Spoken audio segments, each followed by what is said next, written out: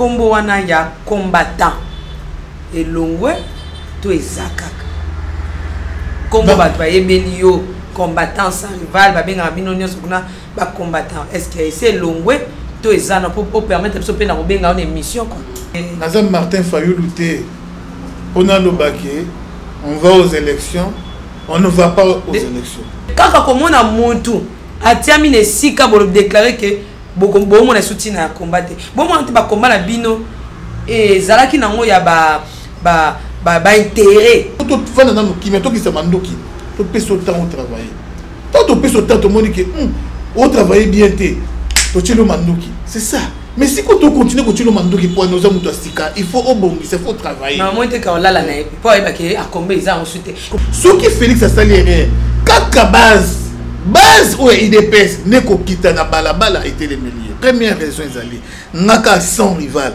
na kiti na aéroport bakaninga sans rival vous savez combien ngé déstabiliser pouvoir ya Félix lelo oyo ngaina odombo totikala okinenzela moroti yaza na nzela na ye ngaza nzela na nga mais so bakangi sans rival muto liboso ko telema na épée abunda c'est odombo. Nous ne considérons pas Joseph Kabila comme notre ennemi, mais nous les considérons comme notre partenaire. Pendant que vous combattiez le régime Kabila et la Kabylie en général. Mon ami, s'il vous plaît, pendant que, il faut souligner bien, pendant que pour eux, Kabila était un ennemi, il faut que un marqueur rouge. Ennemi, par exemple, effacer un tableau. Dans n'engé na biso ba combattant donc politicien logique na biso ba combattant et cocaïne logique ba politicien té bana droit pour réclamer vérité des urnes Fayulu a 30% et ba vote Fayulu a 15%. Bishop Élysée en tout cas na vie na nga bana na botama na mona ba tu ya lokoso ya mbongo mais na tikala mona muto lokoso mbongo ba Bishop Élysée kati mbote sikaza mais on a vu pourquoi le mot c'est la bokecho makamu na Bishop Élysée na cosité je vous dis je le jure parce que biso au monde ba jana bo sala ka mingi ya kosela ba makampo initier na parti na pour bokecho ni ngaza nana ko wa yambo ake no benga poste na modèle azo telemela makambo bokecho abengi pour na azwa poste te pour na zo mona poste ba ko pesa bokecho te.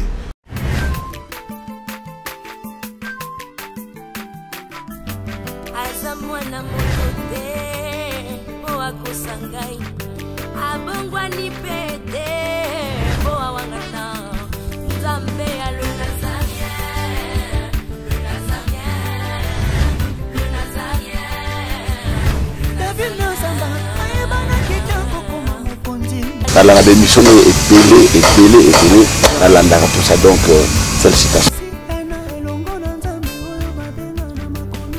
5 ans déjà, Eza est belé, les Nazaréens, parce que avoir une structure et tenir ne fût-ce que 3 mois, il n'y a pas en bas. Eza li pendant moi en bâté. Moi, ce que je vous demanderais, enfin, ce que je souhaiterais, Eza Karake, Bokele Lissous. Maman Tiffany, chapeau bas. Je sais que c'est dur, mais continue.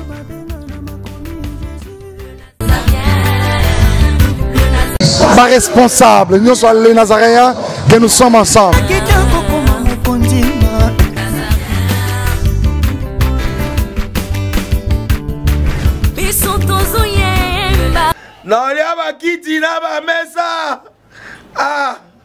Atanya ukondoko namona yo nachayo na mwamba la minito na kata bena katikata saki fufu. Oui, allô Escoti, bonjour. Boni. Et l'autre côté, et puis qu'il y a mon bureau à travailler tes micros. Donc dès que tu as un galère à niveau 0. Tout ça là boy. Moi il n'a pas un bon vraiment mingité. Mais nazo chez la bino moi mon tio n'a pas un na agence mon boy Nazareta.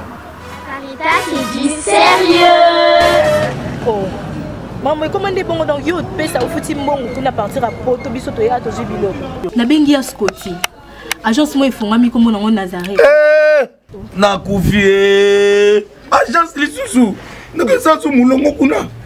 Pendant que là, tout le monde. Ils ont mambo mulongo te. Yé si a foutu mbongo kuna partir à poto. Biso tozo ke ko récupérer biloko oli. Ah, tika boyeko.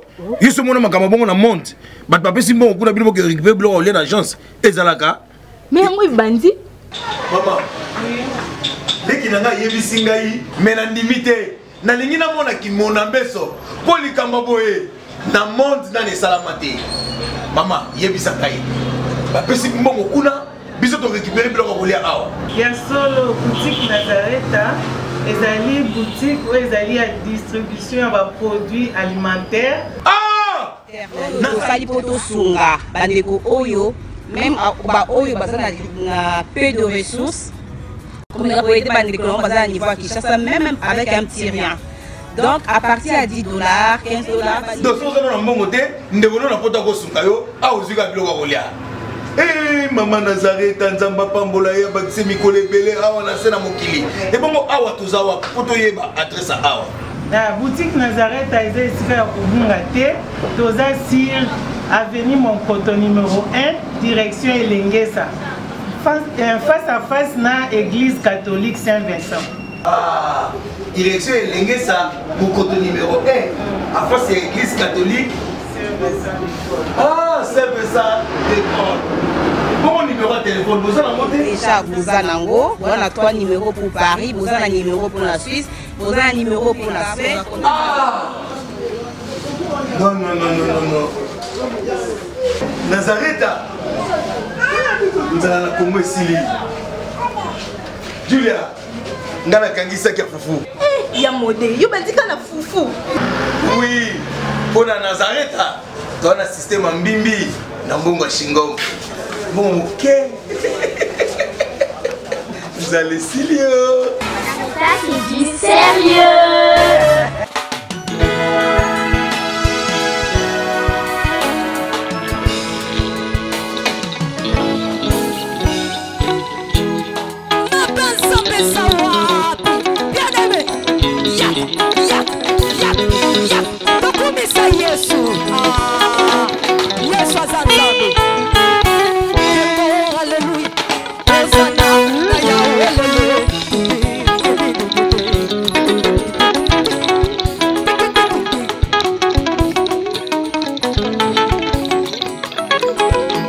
Shalom, bonjour et bonsoir chez vous, bienvenue dans les Seigneurs, très chers fidèles internautes, très chers fidèles téléspectateurs, nous vous aimons beaucoup. De l'amour du Christ, c'est la vôtre, l'âme des servants de Dieu, la princesse de l'Éternel aussi, la présidente du Parlement Céleste et députée quoi. Ici, nous sommes bel et bien sur ce plateau de Nazareth TV, je suis avec mon bien-aimé, Larsen Mouloaï, fils à papa qui je dis déjà, shalom, bonjour. Shalom, bonjour. Comment vous allez? Très bien, ça va. Ça va, en forme? Je suis vraiment parfait. Avec Masolo Yamboka. Comme toujours. Comme toujours. Allez-y comprendre que Masolo Yamboka d'aujourd'hui doit mélanger à mon table parce que nous recevons pour vous un invité qui est vraiment spécial. Voilà pourquoi je demande déjà, na bateau ne se baso kota kota déjà, est-ce qu'il va inviter bateau? En tout cas, baza obligé hein. Tous allons na coutume na biso. Voilà. C'est-à-dire à chaque fois que la princesse ou fils à papa va tellement pour nous sommes de kinyamakanis. C'est-à-dire et senga kana ba internaute ba mekempe ko bengo bianga bianga batu to lo baka to sombiki ba bianga ba tata ba mama pe bana to fanda sikoto beta masolo akati ko sombiki nyamakanis parce que to kandili bango mutu et surtout que alelo ezali elongo na molio mo santali masolo ya mboka na kati ya bukibonzambe. Voilà. Donc no comment, no comment. J'annonce déjà que je reçois pour vous le pasteur, moi j'aime bien l'appeler le pasteur sans rival, mais ceux-là, au Balingamba, bien gars, sans rival tout court. Ah. Est-ce que vous aimez? Sans rival, c'est voilà, Bamisou Balingamba bien gars combattant. C'est un peu ça, mais le temps pour moi de retourner à la régie, hein, je ne sais pas ce que toi Yambana invité plutôt côte, c'est quoi ça déjà? Tu es maintenant au CP là, tu continues dans la régie.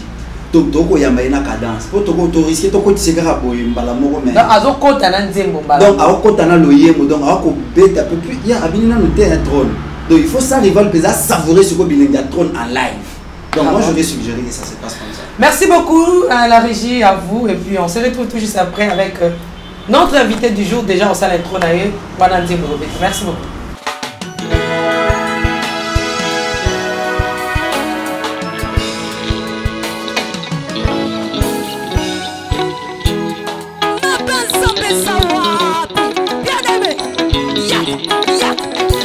Alléluia.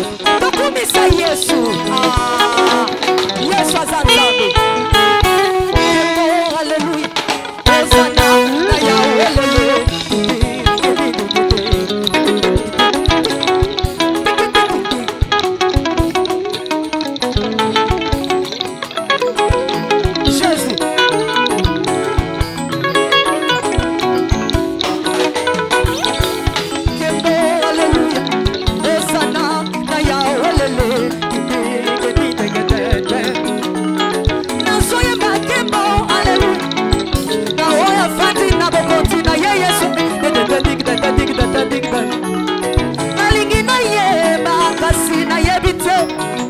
Banda wapi kolona zambe nanga kasi comprendre nga ya nanga ozo matanga na motema ezebele yango na yebisi yo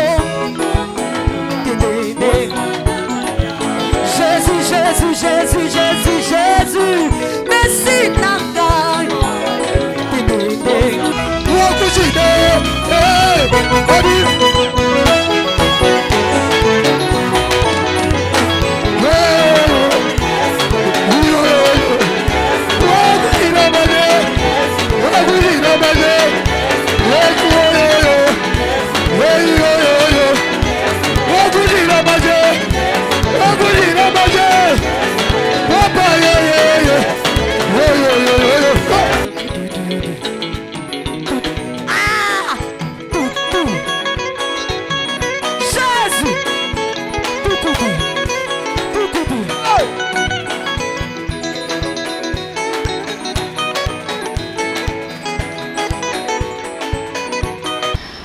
Mubaya Mungu iko wapi? Mabe Nzambe za wapi anchiluba? Wapi Bwanzani buju kweti.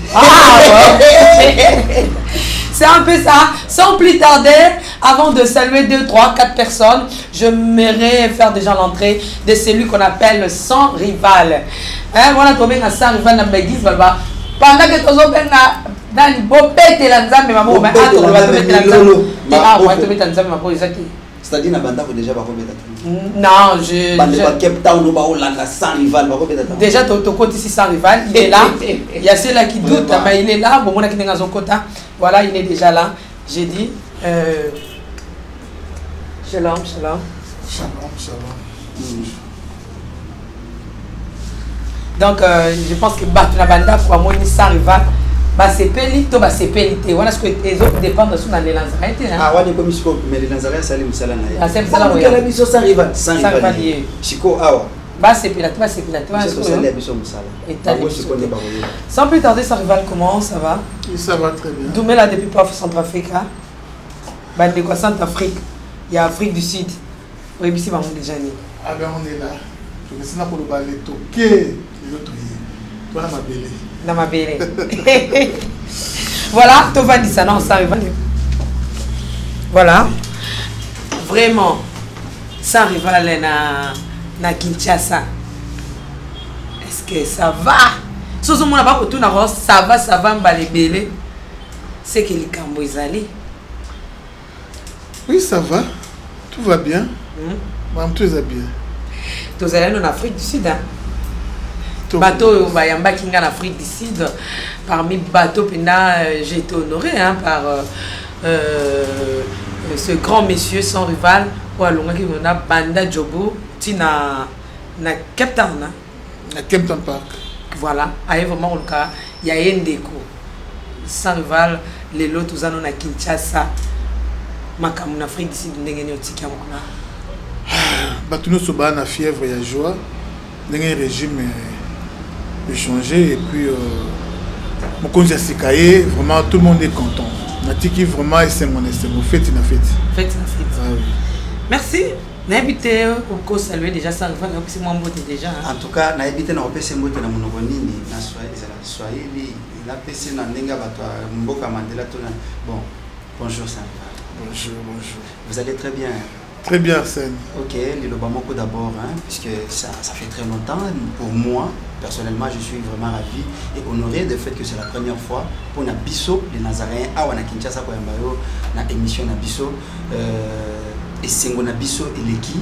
Mais si quand même dire un mot à tous les fidèles téléspectateurs partout dans le monde et tant que combattant. Je vous aime bien, on a combattu, vous savez, résultat Yangoyo, la victoire est certaine, ne rêvez pas, nous avons les pouvoirs, le régime est changé, et bien voilà, Bosepe là, je suis là, sans rival, Namabele, ya Congo, l'autre fois, tout cas on est à Makolo, mais juste présence Nabiso, ça dit beaucoup de choses. Combien d'années au monde qui Plus de 20 ans. Waouh! Wow. Donc on a Botami, Akoli, Akangi Kelas, Nyon Somisato, à Silisi universitaire. Bien sûr. Yosaka na Mboka Bapaye. Kana Mboka Bapaye. Ça rival to côté déjà na masolo na biso, est-ce que okoki ko yebisa biso to pe ko rassurer ba yo batala ka yo to pe ba ko tala biso. Okondima ba question nyo surtout to retourner pour répondre. Pas de souci. Pas de souci. Oui. Est-ce que conscience nous isa na place nango? Ça va, ça va. Merci beaucoup, sans rival. Question de to retourner nano. Aux amoko, est-ce que combo wana ya combattant et longwe to ezakaka. Combo batwa ebelio combattant sans rival ba benga binonyo sokuna ba combattant. Est-ce que c'est longwe to ezana pour permettre de na benga une émission quoi. Bon, avant de répondre combattant ezali to ezali te foye ba que combattant to sala ki yango pona nini. Alors, tu as ça et le moment où tu as besoin de changer. Maintenant que tout a changé, on a trouvé raison les sociétés, il y a un combattant. Deuxième chose, c'est que tu as le quoi policier. Tu as le combattant, mais ceux qui m'abayé combattre zongi. Ceux qui m'abayé qui combattre zongi. Donc c'est ça. Nani to son kana pesima parce que répondre biso penate to continuer sur na combat combattre pour nani yo moko lisusu kaka to longoli yango pété ozomona te Nazam Martin Fayulu te on a le baquet on va aux élections on ne va pas aux élections non mais je dis la vérité et que combattant, comme combattant, biso ba combattant, tout ça sont la raison, il y a pour ça la combattre pour le moment. Donc, tout ce point, mais tout ce pose. Cela veut dire quoi? Nous observons ce qui régime Oyo et sont ici Makambouya régime Yakala. Là, tout le monde pose combat et zongi. Merci beaucoup. Ndenge quand le pose, ça peut ndenge de kufaili pacha qui pose atale là non peut makamba on ndenge zoké de kuna zimela qui tant moni pe que ça ne va pas le bilan nous irons aux élections et qu'on s'appelle parmi biloko ça peut sa pouvoir hein na ndeko fati pour ceux qui failli le pas boya qui kokene élection même soupe ngo qui aux ndenge msusu mais to ça on a té tika to tuna yo soupe ba lobi le ndeko sans rival otanga biloko 3 oyo bino bobimiselaki terme wana to pe non wana combattant o lit na na kombezela ki pona nini biloko mitana to misato ya liboso ezali que mboka qui par terre vraiment par terre comme preuve bino mo bomona banzela misusu mo ka sezate passe na passe donc les sociales ezaki bien te parce que tout na moni eloko ya malamu te franchement na moni eloko ya malamu te banzela ele peut-être eloko ya malamu ezalika mwana poto longwe lokola Shabani Nonda aya tongi mo immeuble na ye mwana poto longwe azo beta basket na ye aye atongi hôpital na ye motombodi kembe nde eloko ya malamu ya mwana mais oyo ngana moni vraiment ya gouvernement sali et tout singa motema ozalaki na Afrique du Sud tu as vu comment le pays est construit bato belé na bo bapima mboka te bakosamaka bakombi nzela omoni yango danze ya komona banzela en Afrique du Sud donc c'est un peu ça voilà tout ce que moi je pourrais dire les sociales ya qui bien été vivent vraiment en dessous de la moyenne deuxième chose ezalaki le pays était occupé nana mabele na banga na ngati nana sans rival le pays était occupé alors on parle de l'occupation quand mutoa zo kamamboka azali mwana mboka te les pays étaient occupés. Ouais, vous changez dans Malbatin. Mais oui, vous changez Malbatin. Alors, maintenant, to bundi titi, mon mboka des pères et des mères a commis le pouvoir. Voilà deux. Troisième chose, les amis, maintenant qui sont dans distraction, mon ko oyo les lobbies sur la diaspora toye, to ko bunda makasi pour que to doser dans moi distraction. Maman Tiffany Bandana ye, okoki ko sala 3 pâtés sans mon terrasse, sans mon bar, musique na musique. Distraction na distraction, fête na fête. Mais nous devons attendre à raisonner que il faut que ça les locaux mourent bien pour mboka qui ne les bosso. Et ça va bar na ba terrasse ne ko développer mboka jamais. Ka ba quit na ba quit. Bar na ba terrasse égal quoi? Quit na quit. Na classe totanga. Moi je suis licencié en sociologie. 8 heures de travail, 8 heures de divertissement ou loisirs et 8 heures de repos. Alors, on ne peut pas parler, tout ça c'est suivre, on ne peut pas parler de divertissement, loisirs, sans parler du travail. Mais maintenant, tant il y a travail, loisir, tant il y a loisir, loisir, tant il y a repos, loisir. Finalement, pays qu'on a construit, dans les bandes les gens travaillent 24 heures sur 24. 6 heures, tu shift à 6 heures, tu shift à 10 heures, tu shift à 11 heures, il y a minuit, il y a 4 heures du matin. 24 heures sur 24, les gens travaillent. Mais ndeko sans rival tonu to na début ya lutte na bino topé ya combat na bino na bisika o bo memami na ndenge mbokomi parce que le loso to lo basenge total na misu to lo baké e bandela combat na lelo ndenge combat e komi est-ce que bo kesi nezali to bo maintenir ka ndenge bo bandaki mais combien silit tous ont toujours déjà pouvoir les raisons mo ko zalité que ya o. Cependant, vous n'avez même pas compté 2 semaines, il y a pouvoir. Comment commencer déjà à chanter la victoire? Cependant, lutte et zana nous bandés. Parce que vous ne trouvez pas que vous allez danger après un temps pour gestion d'une évaluation alimentaire. Nathan, ce que tu combat, c'est-à-dire ça pour empêcher na mona mboka travailler bien. Combien koya, ceux qui t'ont payé 6 mois, 1 année, 2 ans. Tout le monde dit que il y a encore coca va changer comme langue beaucoup de juger mais pour le moment tout peut sa chance na mona mboka Félix Tshisekedi à travailler to juger combat et y a après jugement total to bimboke qui est bien distraction c'est pourquoi on avait mis point na musique que aux musiciens boya musique en Afrique du Sud. Non, bon, mais la décision, il y a Kobo, il y a musique et Outaki et pas il y a combattant mon côté. C'est un problème de tous les combattants. Non, maintenant, musique et cause, il n'y a pas de souci. Mais qu'est-ce que le combat, il y a déjà combat, c'est si au monde a combat, c'est musique et cause. Musique et cause, musique et cause, mais il y a des gens qui doivent être punis jusqu'au jour d'aujourd'hui.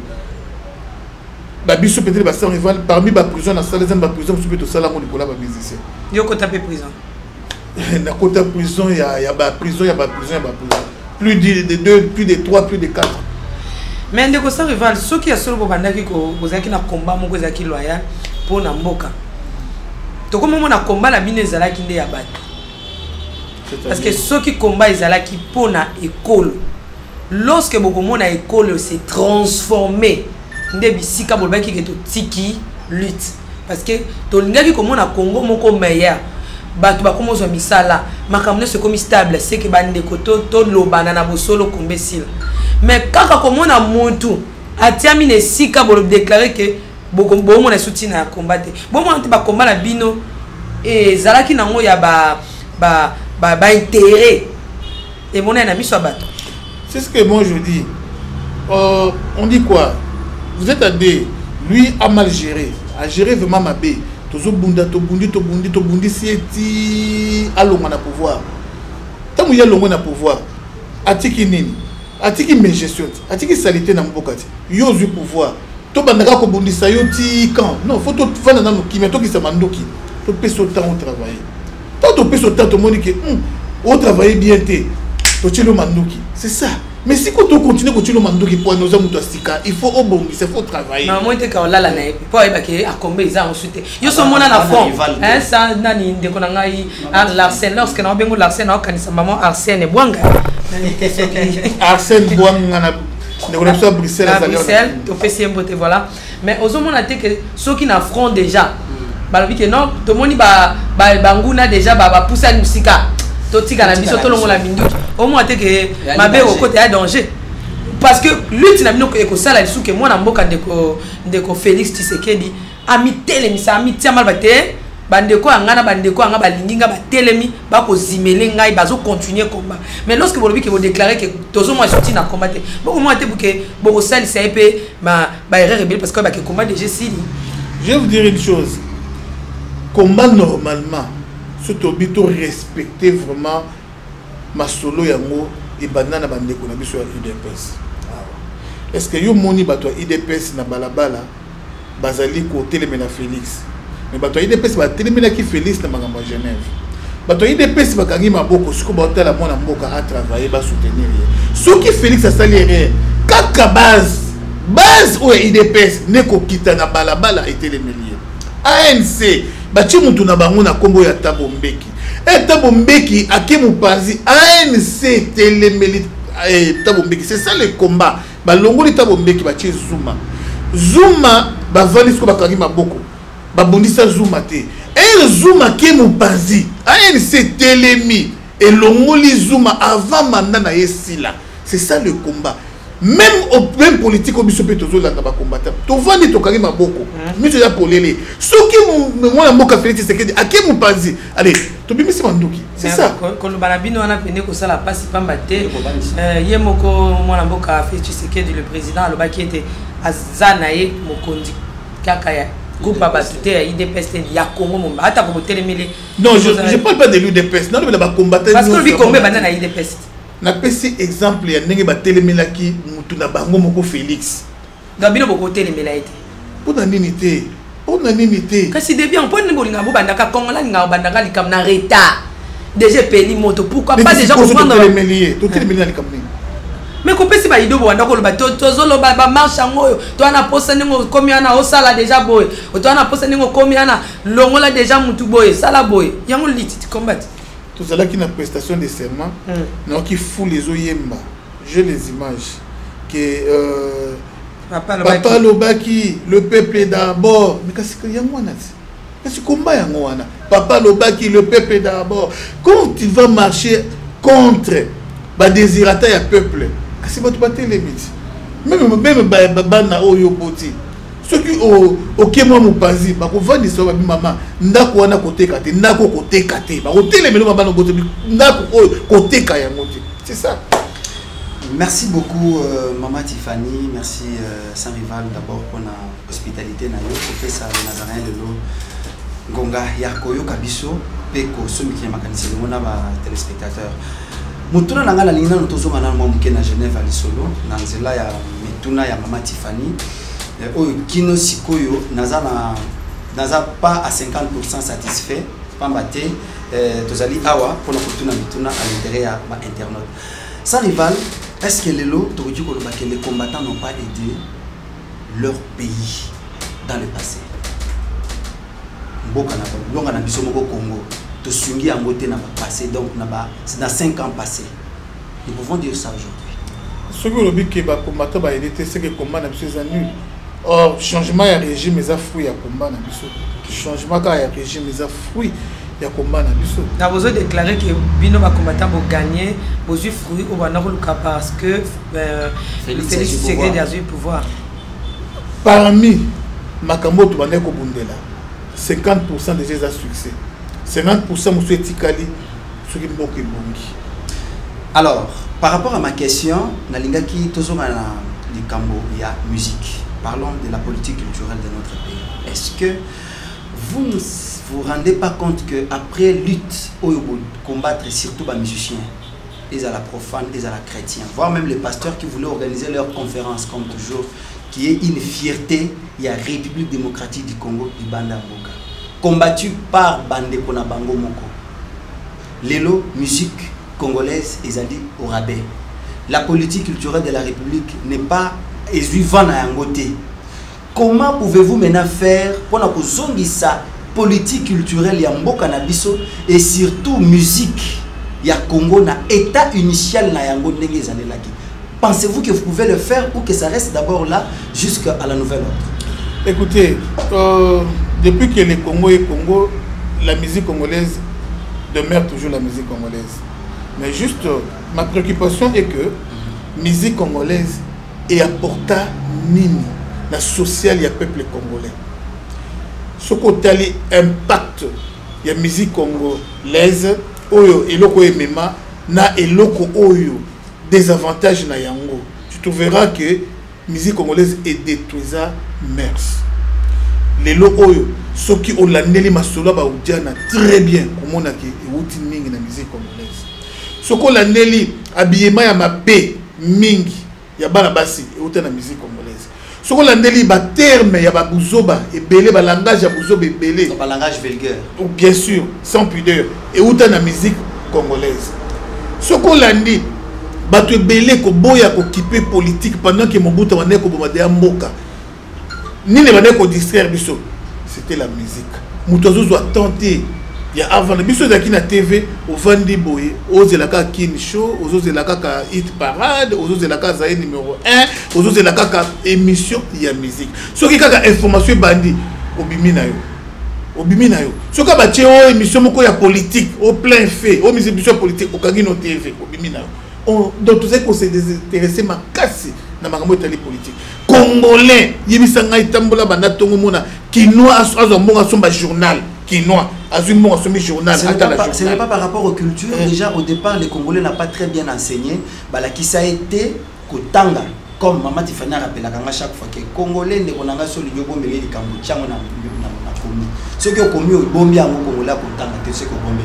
Vomio le kana etando pona koganga. Et ça mauvaise culture, to mauvaise politique, il y a éducation, oyo ba forger na kati ya Congolais sans rival. Mais ba forger yango na nzela ya musique.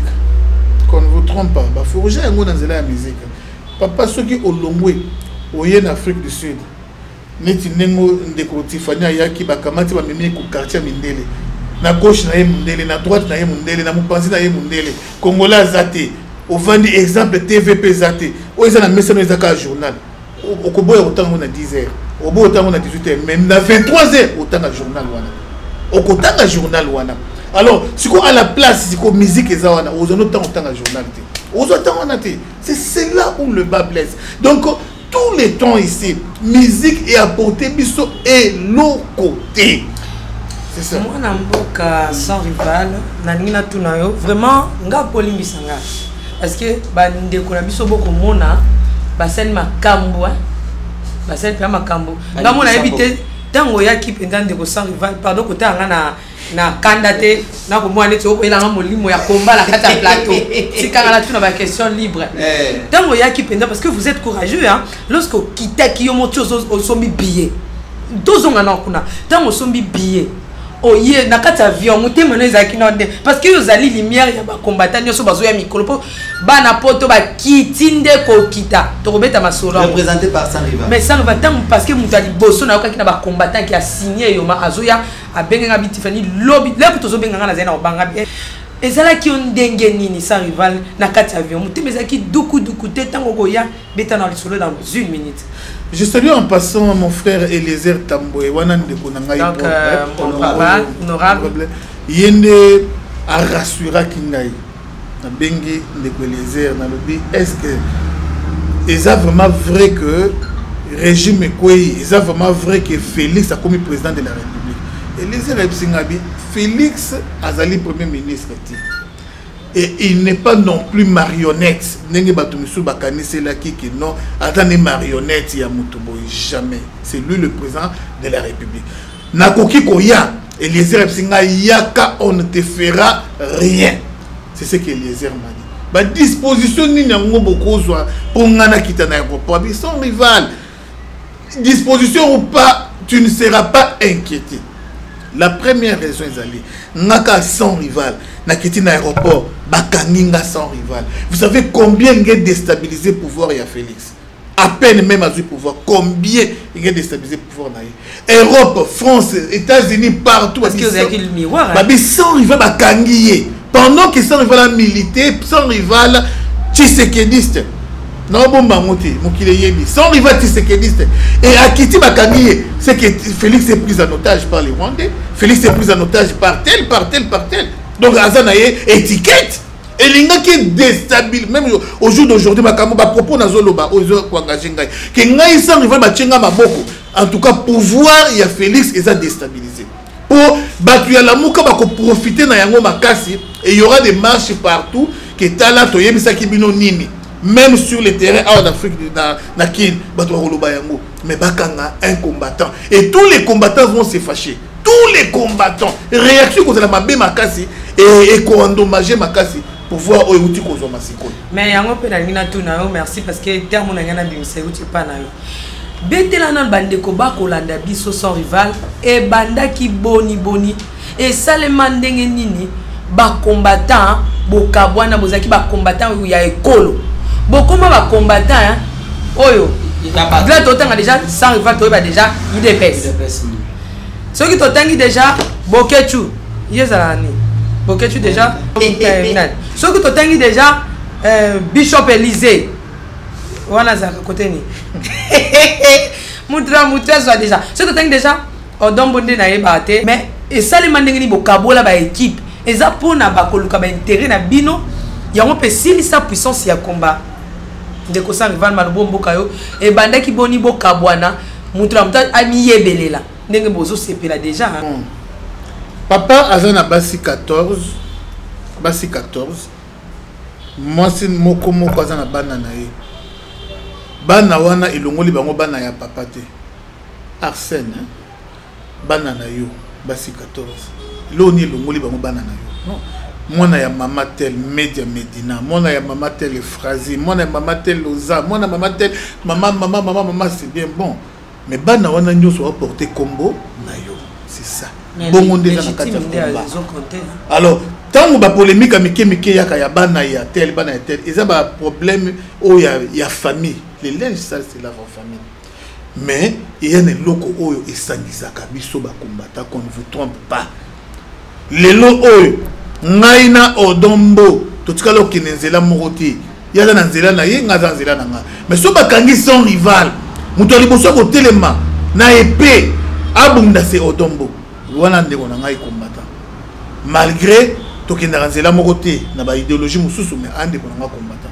soki ba kangi tel omona ne to telema et loko esangisaka biso ezali objectif na biso pas question de la musique tandi to sanganaka JB atchaba moyen nyonso possible pour beta Zénith mais simbati ba combattant ba uta coin nyonso ya monde même Afrique du Sud pour docteur la concert à JB héritier atcha nyonso o esengeli tout atcha à côté même na salle na veille na ngo bozela ke héritier ko yela porte boîte ke mais ça mi côté là qui là écoute na kata salle les concerts betati ba combattant ya oyo boya elo ba nyonso.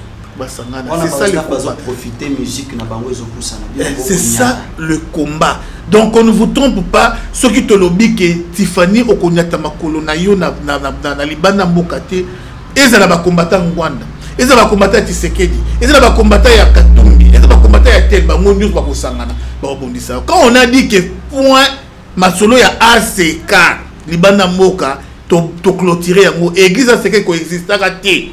Je vous dis, les combattants Ngwanda basomba, les combattants ya tel basomba, to sanganaka na makambo etali betere ya mboka. Makambo okupe komi poto to eba ona o banda ko yokana te. O na o échanger comme si boye na boye na boye. Donc tozo eba soute mutu na makola makambo ngo ezo eba na nani azana nani nani donc ezo eba na soute na ya mona pona na pesho mu. Oui, maman Tiffany ngana tu na sans rival pona ko yeba d'abord. Tango va publier élection. Je pense c'était les 9. Vous allez qui en Afrique du Sud. Tango que Félix Tshisekedi est devenu président de la République. Nous nous rendons déjà compte, nous imaginons comment a été vos réactions. Message au Félix Tshisekedi à Pesaki au début de tout. Et comme il a désormais, nous ne considérons pas Joseph Kabila comme notre ennemi, mais nous les considérons comme notre partenaire. Pendant que vous combattiez le régime Kabila et la Kabylie en général. Mon ami, s'il vous plaît, pendant que, il faut souligner bien, pendant que pour eux, Kabila était un ennemi, il faut bien un marqueur rouge. Ennemi, par exemple, face à un tableau. Félix Tshisekedi va dire que désormais, nous ne considérons pas Joseph Kabila comme ennemi, mais plutôt un partenaire. D'où on parle de la coalition et cohabitation qui fait débat aujourd'hui. Impression nayo et puis décision na binezali. Il y a une très grande différence entre un politicien et un combattant. Okay. Une très grande différence. Un politicien peut tendre la main à son adversaire politique, à son ennemi politique si ça existe, c'est pas à son opposant. Là c'est normal. On en a vécu, même au temps du vieux Etienne Tshisekedi. Tout le monde a quitté la Mobutu na Nice. Ce sont des politiciens. En politique, il n'y a pas d'ennemis éternels. En politique, il n'y a pas aussi d'amis éternels. En politique, il n'y a que des intérêts. Ce qui va intérêt Nabino est commis commun. Bossangani. Là, ce n'est pas un péché. Donc nous pouvons dire que Tshisekedi, donc Félix Tshisekedi. Alors, mais, et qu'on a combattu. Na combat voir un sang rival, tendre la main. Na un collabo, ça c'est un péché. Wana bako kata yo moto. Na combat ça n'existe pas. Ba moni sans rival à Vandiawa, na la mère mende à Vandiawa. Ça n'existe pas na combat. Wa collabo et pas na biso ba combattant. Toza lokola ba soldat. Oyo monguna fo mai. Da nenge na biso ba combattant. Donc politicien logique na biso ba combattant et cocaïne logique ba politicien. C'est ça. Félix peut tenir ce genre de discours. Vous êtes d'accord avec ça, avec son opinion? Parce que les lots, tout de suite, quand on dit que comme on a la mère Mende, sans rival, la mère Mende, Bafandi, ils allaient vraiment abomination et à lutte, si on peut quand même interpréter dans ce sens. Mais on entend de solo à coalition, de cohabitation, que Félix Tshisekedi lui-même est prêt à tendre déjà main dans ancien locataire et à gouvernement. Est-ce que s'il arrive que Néhémie Mouilania, Emmanuel Ramazani Chadari, Lambert Mende retourner encore dans le gouvernement, bazo travailler, est-ce que et cause la pas si pour nabino comme on a Félix Tshisekedi, bafandi na obemina kuna kitimoko bazo travailler. Le but beaucoup bête l'épée ma beaucoup étant que combattant et aussi étant que mon collaborateur il y a Félix Tshisekedi. Écoutez, il n'y a pas de mauvaises troupes. Mais il n'y a que des mauvais chefs. Vous savez, ceux qui désordent des côtes, Makassi, sur 100 000, il y a entré, et bon, on en a 30 000. Il y a depuis 15 000, mon continent n'y est. Il n'y a pas de mauvaises troupes. La personne qui doit être sanctionnée, ça y est. Et ceux qui vont l'ongolier, il y a rigueur. Et rigueur, 100% un bon écoute, 100% ceux qui sont dans la banque et l'État. Bon, il faut changer. Il faut changer ma casse. Quand Mosé Laurent Désiré Kabila est venu ici, à chaque rigueur, il y a Nakatia Kombi, Batubako côté les matés. Qu'on vende un peu ma colo, à Tchembo, ou à côté le colobo, ou à Tchembo, respect à moi, c'est ma balle, les raté, respect. Au pack à Yeboy, à Pessou Simaboy, au Béboy. À chaque rigueur, Batuba changer. C'est pourquoi il n'y a pas de mauvaises troupes, il y a que des mauvais chefs. Alors, chef Yassika, ordre Yassika, ma cambo il faut changer. Qu'on ne vous trompe pas.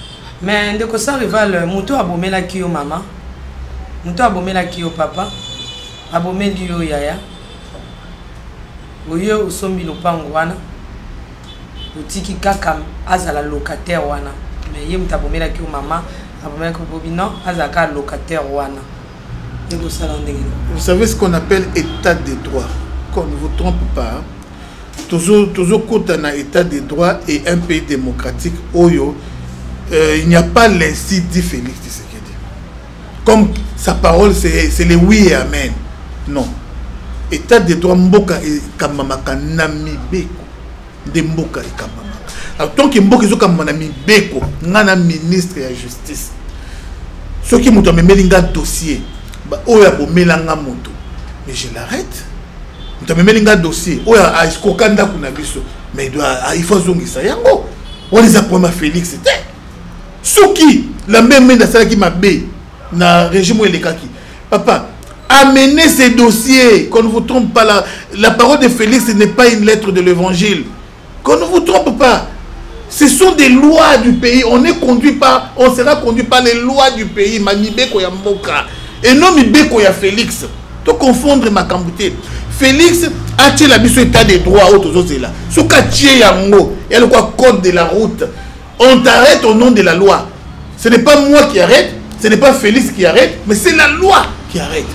Bon monde to kamamboka oyo abomelanga maman abomelanga papa, il doit faire la prison. Et Félix doit tenir la prison. La loi est tenir la prison. Nakane nazaboy. Natanga non sans rival, ndako na bango ezala ki rapidement na ezaboy. Lokola sans rival za combattant. Boye bo confisquer ndako, bozi famille sans rival botie bango libanda. Nana sali yango boshaba. To croiser maboko.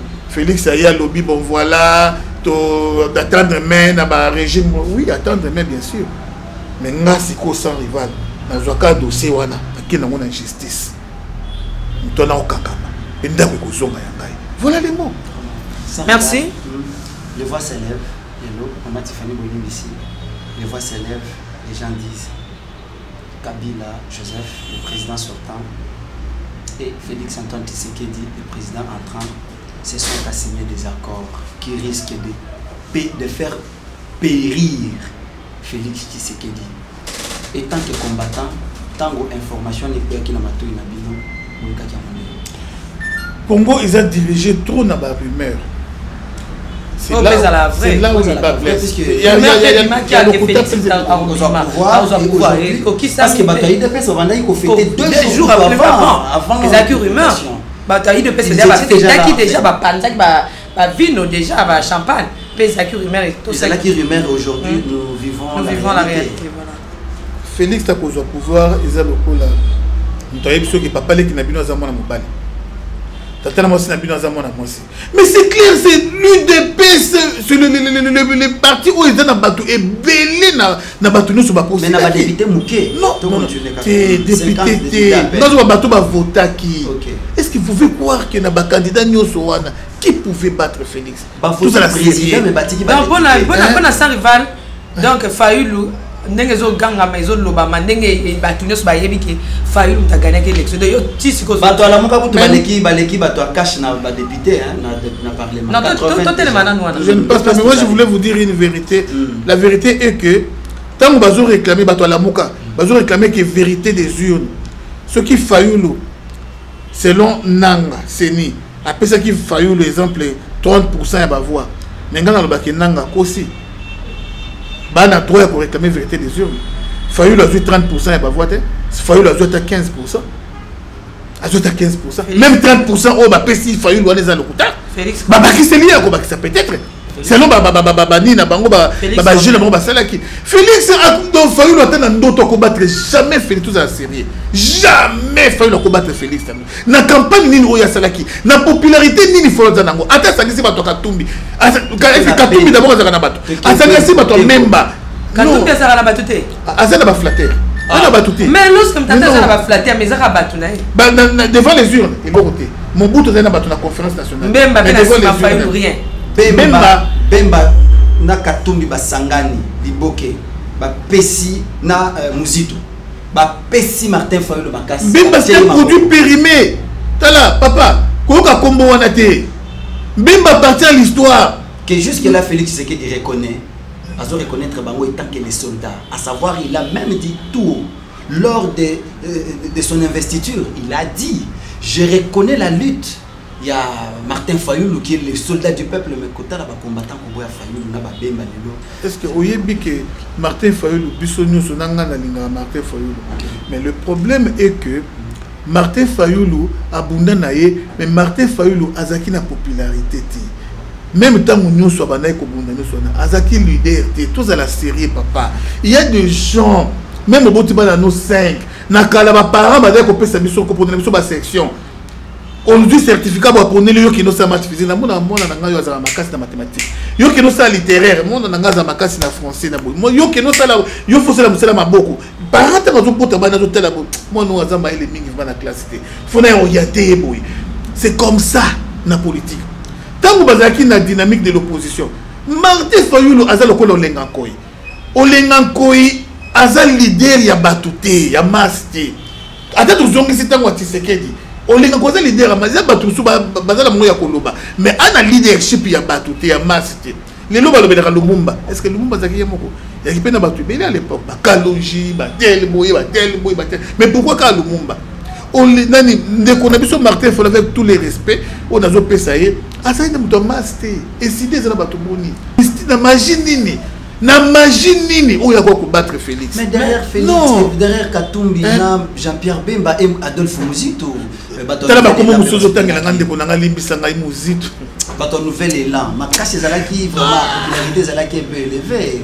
Moi je vous dis que batu nyuso yo tangeli ngai batu nyuso oyo tangeli ngai bango nyuso wana muto za na batu koleka kamera zati tout na ta Félix té Koleka Kamere Vital Kamere azati Vital Kamere à l'équipe Moïse Katumbi Musika na bato je vous dis Jean-Pierre Bemba c'est un produit périmé Jean-Pierre Bemba bato bazaki curier ya ba monaye kala nenga utaki prison ba kende kotala Jean-Pierre Bemba Kinois azane toujours curier mais Jean-Pierre Bemba na bato boy et l'autre mais en 2006 c'était le vrai Jean-Pierre Bemba là c'est le vrai Jean-Pierre Bemba qui populaire bravo.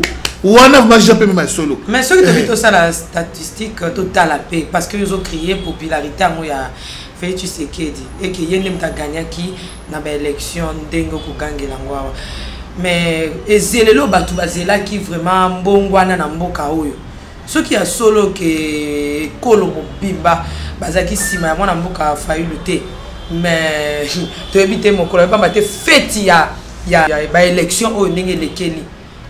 Pour un certain groupe, pour un certain religion, parce que Kinshasa est un gars qui peut dire Bukanae Ningana. Tout le monde a un gros tango, tout ça là qui boké ya moi na mboka, mon bout n'enga kendaki. Yo yebi makamdenge zala qui na mboka on n'enge population et c'est là qui na ezele lui obatu zele là qui y a élection oyo yo za témoin. Et ça, mais bon, rapport, il y a des gens qui criaient pas Mathieu Zala qui a investi, il y a président Félix Tshisekedi. Il y avait un monde fou. Il y avait un monde fou, il y a un lobby, il y a un groupe moro quelconque. Non, il y a un groupe T. Il y a tribu moro quelconque. Qui est belé. Vous savez, Bande Koba Meme Biso Van Moko, il y a qu'on diviser Mboka, non pour rendre Fayulu populaire, parce que Fayulu n'est pas populaire. Amega qui vit morte, moins D. Obi que zéro coûte les habits. Et moins D. Est-ce que ville morte qui pas soda marche d'équipe pas soda. Ville morte qui pas soda te. Ville morte bi que bon c'est moi qui mis ça la tête, pour qu'il va classe pour na mandam et qui pas soda te. Marche d'équipe pas soda. Fayulu na émission Fayulu dernièrement autour les kanabita ba bamba et mabanga aleke a petit vitre a tielo boko boye. Non, je vous dis la vérité. C'est pas vrai. Maman Tiffany, Maman Tiffany, n'a pas quitté l'aéroport. N'a quitté l'aéroport, n'a quitté le solo. Tout le monde est parenthèse. On disait quoi? Bande ko même le tribalisme. Il y a monde et tout fa qui une partie seulement ya bato. Ba partager joie et succès à Félix.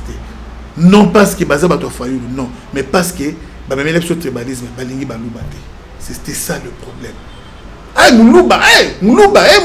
Exactement qui pour Fayulu les cas qui étaient non. Exactement qui pour balingi Fayulu non. Mais exactement s'aimer haine. Quand tu as haine, il y a baluba na kati ya bato.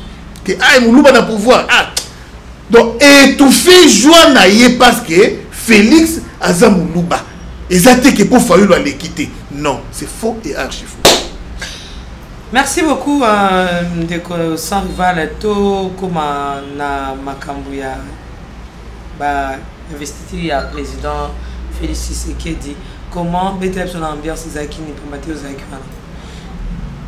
Il y a eu quelque chose le cas qui est gâché fait mais c'était bien makamtu le cas qui vraiment qui toko mingi contrairement à ce que les gens pensaient et puis on avait essayé de réduire le nombre de gens en voulant que entrer ezala moyena macaron mais tellement que mon amboka fait Tshisekedi tellement populaire qu'à la papa nae Etienne Tshisekedi bato ba débordaki. Vous savez que entrer ezala ki lokola il faut zana macaron kutu il est qui n'habillé que billet basumango 500 francs pour au côté na concert à Kofi na concert à JBB Awera mais macaron pour zongo lipa nangu bati très difficile mais bato ba débordaki en message qui toko makas jusqu'au point où ba Antibal est étouffé président malaise et yebi na kovandisa ye na kiti bato babandi kolela pe ko prier ta bolingo comprendre bolingo niveau ya bolingo mais quelques temps après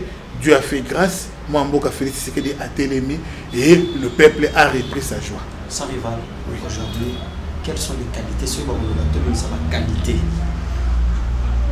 oyo ba congolais to yo moko tant que combattant au bimisi na katia Kabila et bon personnellement et qualité ya liboso pe ya suka izaka moko ndinga ni akena kimia vraiment il y a alternance oyo na pays africain tout le monde a peut-être en Afrique du Sud au vraiment président sortant na président nouveau président ba Yambani atiki pouvoir ndenga tiki ah vraiment c'est du jamais vu c'est du jamais vu to crier ka pour na sentiment au crier té to lobaka pour na sentiment ko lobate mais atiki pouvoir na kimia les gens s'attendaient à ce qu'il y aura bain du sang les gens s'attendaient à ce qu'il y aura ça et ça il y a eu même des prophéties à l'Okuta ou Ebima mais l'Okuta le lobby beaucoup senga Joseph Kabila pardon ko senga na Nzambe na Joseph Kabila pardon na ndingi bobandaki koloba surtout na ba combattant que Kabila otika ka jamais pouvoir te akufela kaka na pouvoir mokoloye akotika pouvoir biso nkala munduki maboko ye faut kaka munduki alali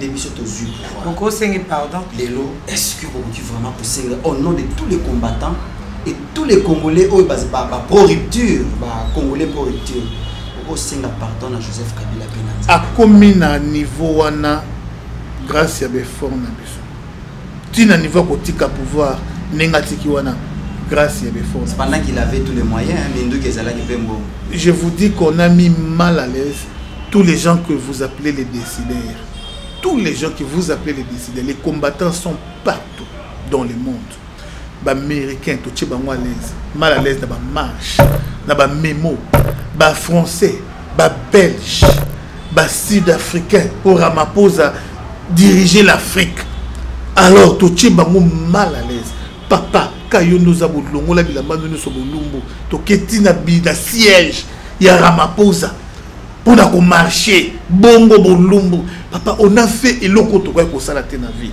On a accepté des grands sacrifices, des prisons. Même mituka ya ba policier, papa étranger s'il vous plaît.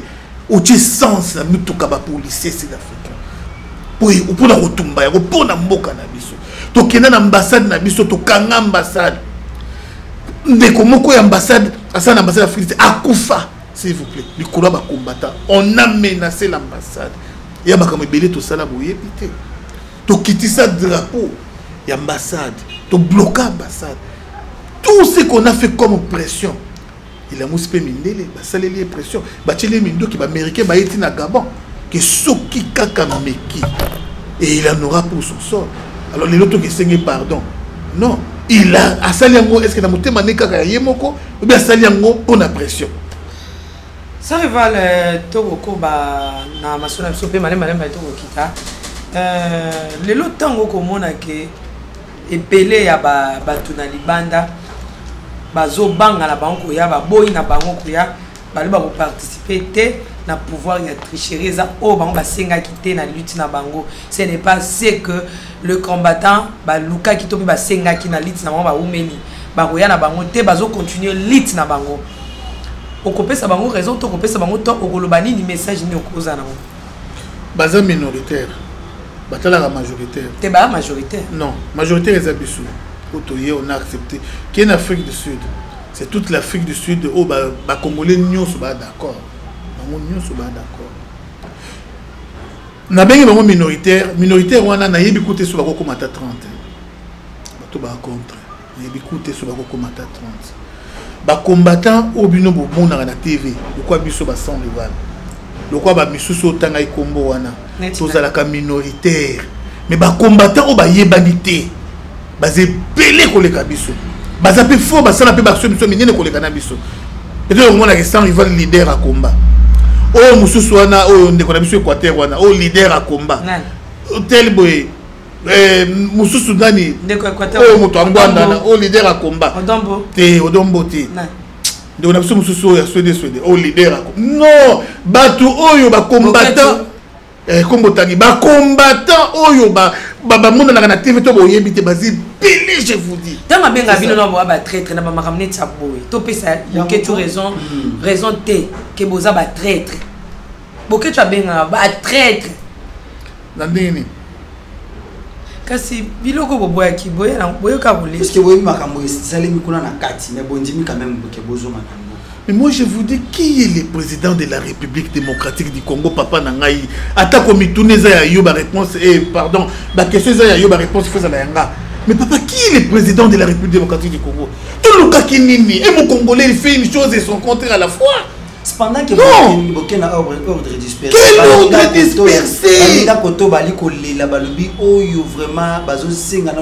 Vérité des urnes, jusque là ils ne sont pas. Comptage et salamité. Comptage, je vais te dire une chose, depuis que Dieu a créé le monde, jamais tous ont déjà été unis. Depuis que Dieu a créé le monde.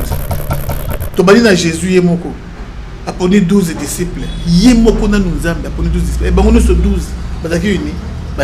Mais on a tenu sans rival. Je n'ai vu c'est normal dans la démocratie, c'est normal que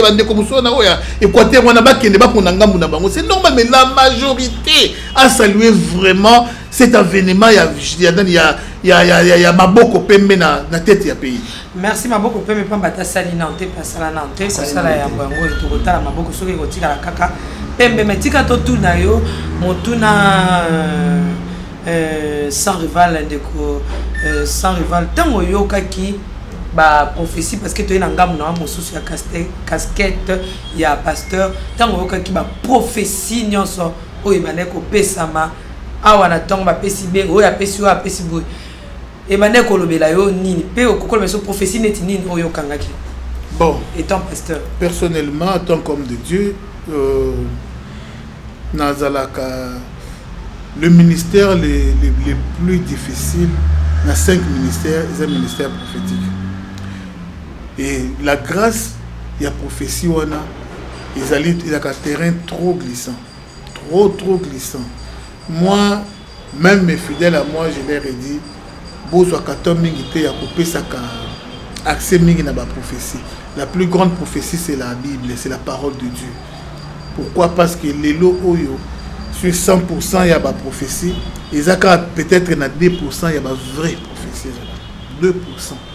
Les restes, c'est Tikali. Ils ont encore des tâtonnements.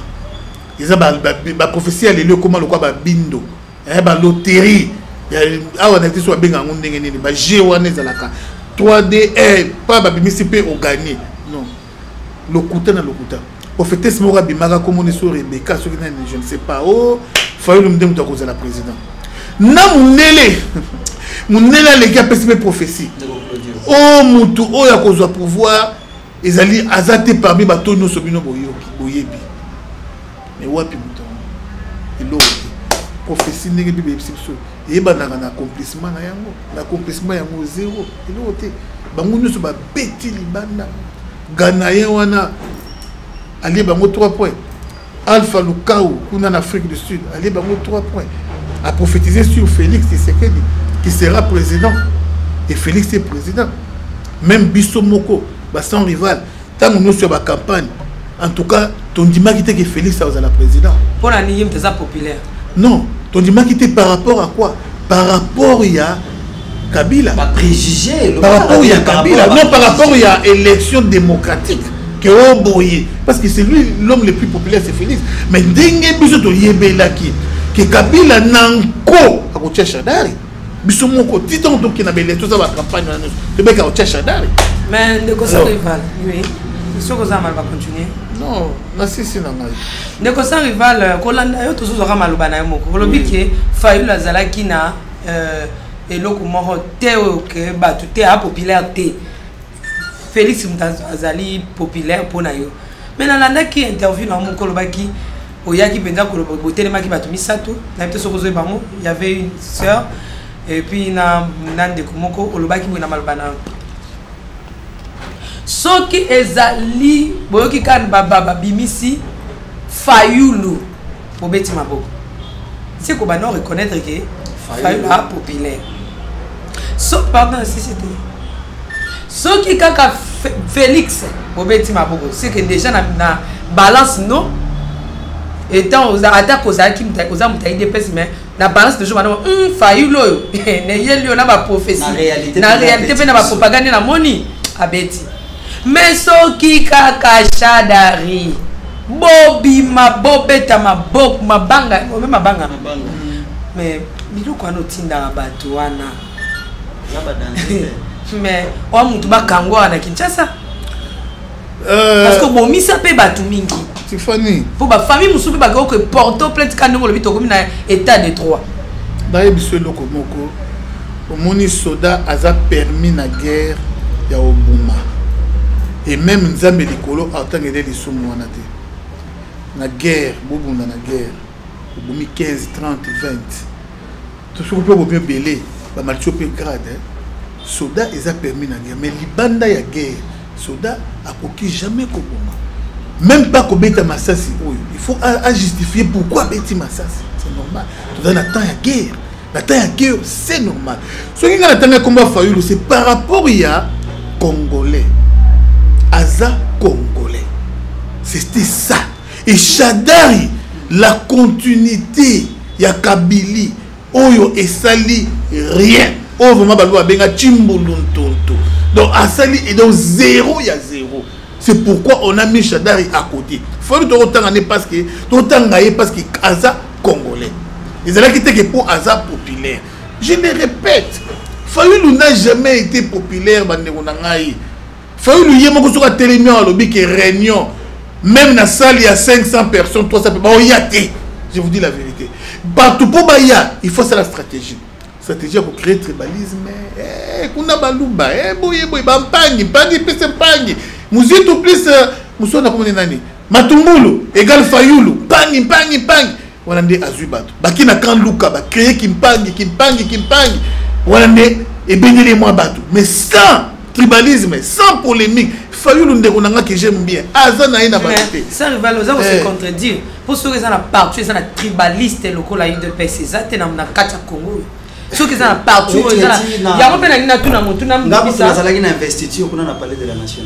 ça la gojumu na momukwata moela chibula momukwata mukaba chibula mama Nathalie moela momukwata mama Marie Claire Karawa mais ceux qui sont là on na kolba ceux qui sont partout ils sont tribaliste ya misisa et ça UDPS parce que tout tout noka mutu na makambo ya tribalisme yo ebi na tango ya Zaire ezalaki président ya même na ba discours to landa kango président Mobutu kolobete o mongala moko soki na moni yo na ba ngala mitano esengolo zakala mongala moko na kati ya cabinet na yo to mibale soki bale ki mibale ni sato ko mitano mabe est-ce que na lolenge UDPS ezo memela makambo chapeau ezo ndima ma mikolo ezakaka moniere lolinga to baluki na sima boy boko liambwa o baluki est-ce que penza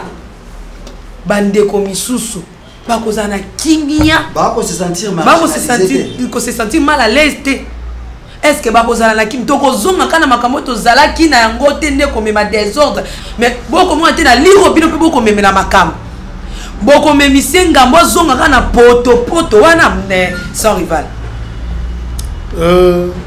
tobotama 24 na famille bana papa moko ezana mwana mususu ka sali mabe bato bakipa mabe na ete mais na moko soka mikika ata mukeboy mabe ne ikozwa ampleur ata sali mabe te ya yezo aka ampleur mais ya mususu aka ampleur te bozwa problème na ye yoza na raison maintenant basambisi bino te bapiso moko to ki makambo baluba oyo ba Belge na Mobutu batia semence moya mabe na kati ya bikolo nyonso mpona koyina baluba ça c'est une vérité bakotisa semence wana evanda kati na bato okomona même na bomwana ntango tookola olinga mwasi moluba te la famille ezoalinga baluba te ti lelo même la famille Nabino, hein, donc c'est ça un peu.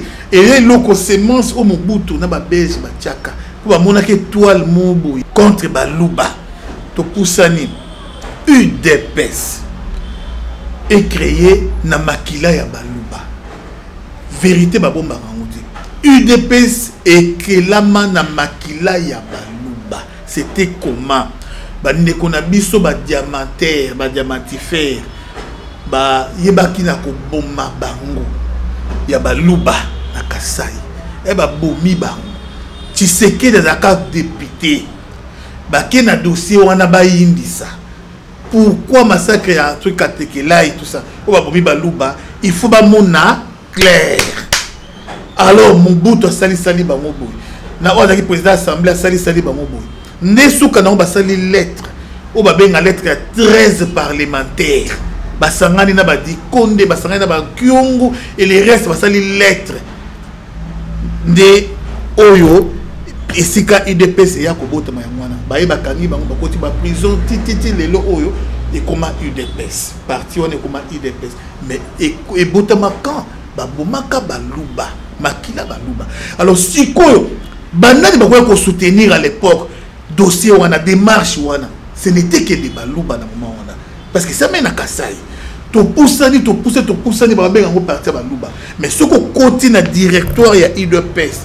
Baluba alaka te que au parti Baluba te représentation ezalaki vraiment équitable Liaou Équateur Kibasa Okokatanga Ngwakem Bandundu Ngalula nini Muluba o mosusu Paul Kapita Shabani ya Kananga ezali mbujima epesa les deux provinces alors bandeko na ngai IDPS yo kuma ya Baluba ndingini IDPS a dirigé na Kabund ou à secrétaire général aza Muluba te problème nini ngo bakomba Kananga donc du Kassa Kabund aza ya Katanga